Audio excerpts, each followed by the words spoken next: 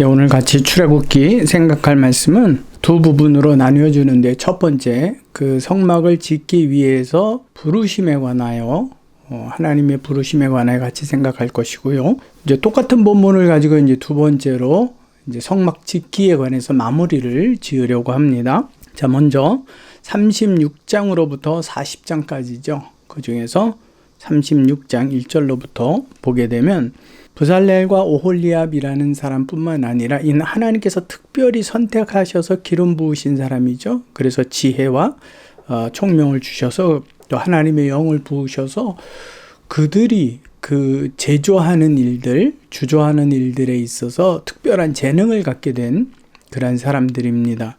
뿐만 아니라 이제 모세가 하나님의 명을 받아서 사람을 부릅니다. 2절에 보니까 모세가 부살렐과 오홀리압과 및 마음이 지혜로운 사람 곧 그 마음에 여호와께로부터 지혜를 얻고 와서 그 일을 하려고 마음에 원하는 자를 불렀다 그랬어요. 아무나 부른 게 아니라 마음에 원하는 자라고 하는 거죠. 근데 첫 번째 조건 역시 하나님께로부터 지혜를 얻고 와서예요. 무조건 내고 하고 싶은 사람을 부른 게 아니라, 하라고 시킨 게 아니라 이러한 조건에 부합한 사람을 모집을 했습니다. 그래서 그들이 이제 성막을 만들기 시작을 한 겁니다. 첫 번째, 부살렐과 오홀리압의 부르심은 특별했지요. 그 다음에 두 번째, 하나님께서 그들에게 재능을 주셨어요. 많은 사람들에게 재능을 주셨어요. 그 재능을 가지고 있는 사람 중에서 하나님께서는 또 다시 선별을 하는데, 어떠한 부분으로 선별을 하십니까? 마음에 원하는 자들이라는 거죠. 재능은 있는데 마음에 원하지 않으면 오지 말라라는 거예요. 하지 말라라는 거예요. 그래서 재능만으로는 되지 않습니다. 재능이 있다고 하나님의 일을 모두 다 해야 되는 것은 아닙니다. 하나님께로부터 지혜를 얻고 와서 그 일을 하려고 마음에 원하는 사람을 하나님께서는 그들에게 허락해 주신 겁니다. 나이도 아닙니다. 재능도 아닙니다. 학력도 아닙니다. 전문직도 아닙니다. 재력가도 아닙니다.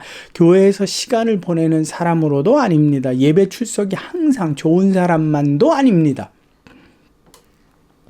우리가 이 부분을 명확하게 이해를 해야만 합니다.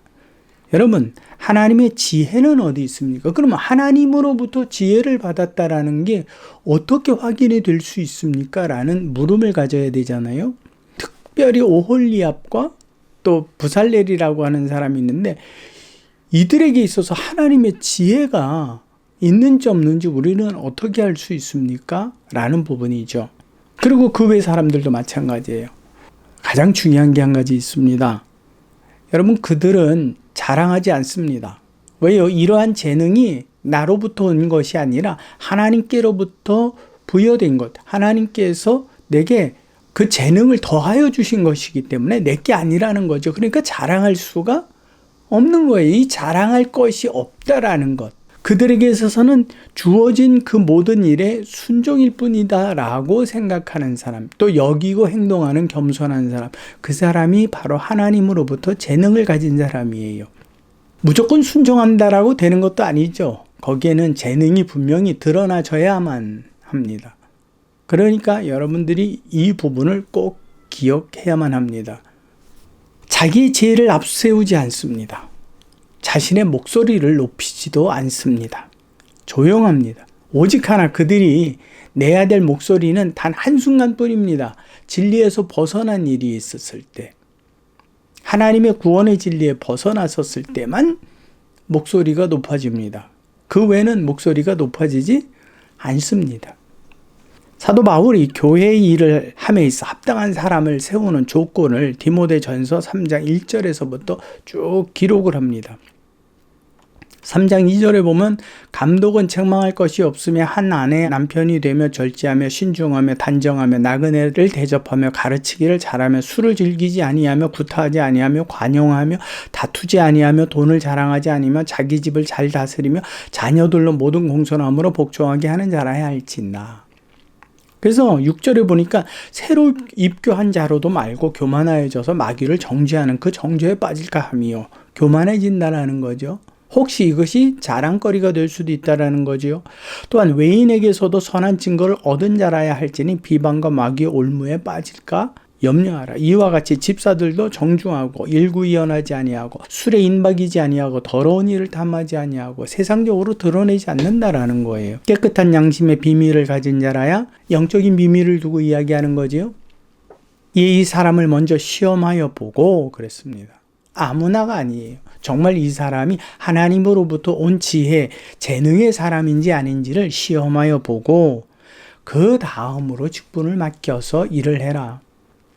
지금 모세가 성막을 짓기 위해 사람을 불렀던 것처럼 지금 바울도 그 교회를 세워가고 그 교회를 유지해가는 그 관리적인 측면에 있어서 이러한 사람을 선택하라라는 부분에 있어서 공통점을 가지고 있는 것을 여러분들은 볼 수 있습니다. 가장 중요한 거예요. 하나님으로부터 재능을 받았다. 뭐하지 않는다? 자랑하지 않는다. 두 번째로 디도서 1장 5절에서부터 9절에 보면 거기에 또 한 번 이와 같은 말이 있습니다. 장로를 세우게 하려 함이니 책망할 것이 없고 한 아내의 남편이며 방탕하다는 비난을 받거나 불순종하는 일이 없는 믿는 자녀를 둔 자라야 할지니라. 감독은 하나님의 청지기로서 책망할 것이 없고 제 고집대로 하지 아니하며 급히 분내지 아니하며 술을 즐기지 아니하며 무슨 말이에요? 조용하다라는 거예요. 자기를 티내어 드러내지 않는다라는 거죠. 거들먹거리지 않는다라는 겁니다. 오직 나그네를 대접하며 선행을 좋아하며 신중하며 의로우며 거룩하며 절제하며 누구 앞에서요? 하나님 앞에서. 또 누구 앞에서요? 사람들 앞에서요. 믿은 말씀의 가르침을 그대로 지켜야 하리니 이는 능히 바른 교훈으로 권면하며 거슬러 말하는 자를 책망하게 하려 함이라. 진리에서 벗어난 일, 그 일에 대하여서 정직하게 말을 해야 하는 겁니다. 여러분, 성막을 지을 때도 마찬가지고요. 오늘날 교회 직분을 맡았다라는 것도 마찬가지고요. 여러분, 이와 같은 내가 어떠한 일을 맡았다라는 것이 천국의 상급이나 입장권을 받았다라는 것과는 전혀 다른 문제입니다. 전혀 관계가 없습니다. 귀신을 쫓아내는 능력이 있어도 천국에 들어가는 일과는 별개입니다. 그러니까 교회에서 내가 무슨 일을 한다? 성막을 짓는데 내가 어떤 일을 했다? 자랑할 것이 전혀 없는 거지요. 왜요? 그렇게 해놓고 천국에 못 들어가면 아무런 내게 유익이 없기 때문에 그렇습니다. 그러므로 목사, 집사, 권사, 안수집사, 장로 아무것도 문제가 되지 않아요. 그저 그 교회 일에 필요한 사람이고 필요한 역할일 뿐입니다. 저도 목사고 또 선교사의 삶을 살았지만 그것으로 천국 가는 것 아닙니다. 그걸 했기 때문에 천국 갈 수 없습니다. 이것은 명백합니다. 저와 여러분 모두 다 무엇으로 천국을 갑니까? 믿음으로 갑니다. 누가복음 6장 12절에 13절에 보면 이때 예수께서 기도하시러 산에 가서 밤이 새도록 하나님께 기도하시고 밝음에 그 제자들을 부르사 그 중에서 12를 택하여 사도라 칭하셨느니라. 예수님께서도 그 제자를 부르시고 사도를 선택하셨을 때, 제자들 중에 사도를 선택하셨을 때 그분도 깊이 기도하셨습니다. 사도행전 13장 1절에서 3절에 보면요, 안디옥 교회에서 사람을 세워 이방에 보내는 사람들을 선택할 때에도 마찬가지입니다. 2절에 보면 주를 섬겨 금식할 때에 성령이 이르시되 내가 불러 시키는 일을 위하여 바나바와 바울을 따로 세우라 하시니 이에 금식하며 기도하고 두 사람에게 안수하여 보내었다라고 기록이 되어 있습니다. 이처럼 신중합니다. 왜 신중합니까? 그저 사람의 눈의 판단에 맡겨지지 않았습니다. 왜 이토록 신중합니까? 하나님의 것이기 때문에 그렇습니다. 그러므로 성막을 짓는 일에 욕심을 내었거나 혹은 교회의 직분을 갖는 일에 욕심을 낸다는 것은 자기 자랑이요 소란스러운 겁니다. 그러므로 그것은 하나님으로부터 온 지혜가 결코 아닙니다.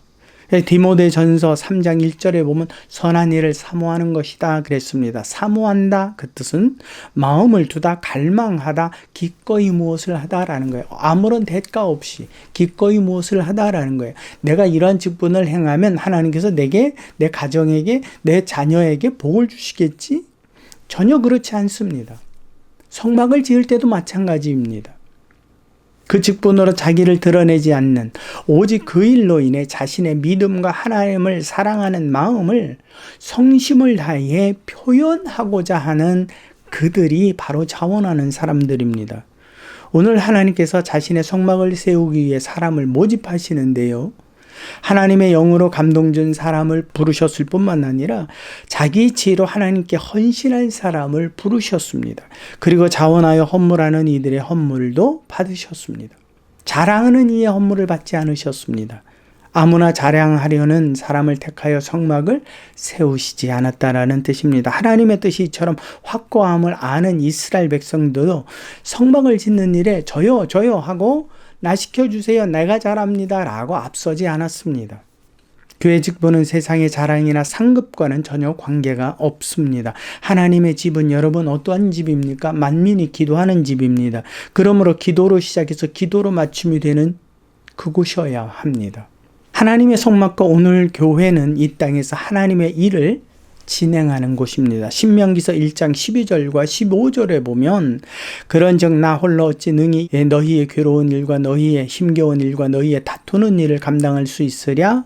그랬을 때에 하나님께서 모세에게 어떠한 지혜를 주시느냐면 그때 직분자들을 선택을 하는데 곧 1000부장, 100부장, 50부장, 10부장 그 조장을 삼았다 그랬어요. 물론 그것은 장인으로부터 얻은 지혜입니다. 하나님께서는 그 지혜를 참 고귀하게 선택을 하셨습니다. 그런데 여러분 여기에서 15절에 보니까 내가 너희 지파의 수령으로 지혜가 있고 인정받는 자들을 취하여 그랬습니다. 이들 또한 마찬가지입니다. 왜요? 하나님의 백성을 관리하는 일이기 때문에 그렇습니다. 그러므로 성막을 짓는 일에 혹은 제사장으로서의 부름에 대하여서 자랑할 것이 아무것도 없습니다. 주장할 일도 없습니다. 그저 하나님의 일일 뿐입니다. 오늘날 교회에서도 마찬가지입니다. 여러분, 부르심과 재능에 있어서 하나님의 재능을 우리는 구분해야 되는데 그것은 우리가 눈으로 보는 구분도 있지만 또 하나 기도 가운데에서 얻어지는 확인되는 구분도 있습니다. 그러므로 여러분들 교회가 내게 어떠한 직분을 맡겼다라는 것에 너무 흥분하지 마십시오. 그리고 여러분들은 신중하게 생각하십시오. 그러한 제안이 왔을 때에 나는 정말 합당한가? 나는 정말 이 일에 대하여 깊은 사모함이 있는가? 오늘 하나님의 성막을 짓는 일에 하나님께서 그들에게 재능을 주시고 자원하는 마음도 받으셨습니다. 자원하지 않는 이들은 받지 않으셨습니다. 하나님께서는 이처럼 헌물을 내는 일에도 자원하는 마음을 받으셨습니다.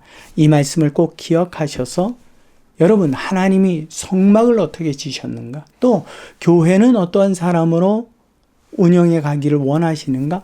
여러분들에게 바른 지혜가 있기를 진심으로 소망합니다.